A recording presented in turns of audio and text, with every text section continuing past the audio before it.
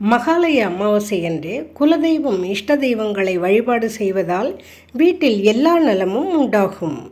மகாலய அமாவாசை வழக்கமாக வரும் அமாவாசைகளில் தங்களது முன்னோர்களுக்கு திதி தர்ப்பணம் கொடுக்க தவறியவர்கள் ஆடி, புரட்டாசி, தை அமாவாசை தினங்களில் தர்ப்பணம் கொடுத்தால் ஆண்டு முழுவதும் அமாவாசை தினங்களில் முன்னோர்களை வழிபட்ட பலன் கிடைக்கும்.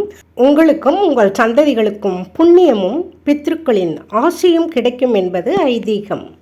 நீர்நிலைகளில் சென்று தர்ப்பணம் கொடுக்க முடியாதவர்கள் பித்ருக்களுக்கு பிடித்த உணவு வகையில் வைத்து வீட்டில் உள்ள அனைவரும் வணங்கினால் பித்ரு தோஷம் நீங்கி அனைத்து தடைகளும் விலகி நன்மைகள் உண்டாகும். காகத்திற்கு வைத்த பிறகு வீட்டில் உள்ளவர்கள் சாப்பிட்ட பின் மற்றவர்களுக்கு அன்னதானம் செய்வது சந்ததியினருக்கு மிகவும் நல்லது.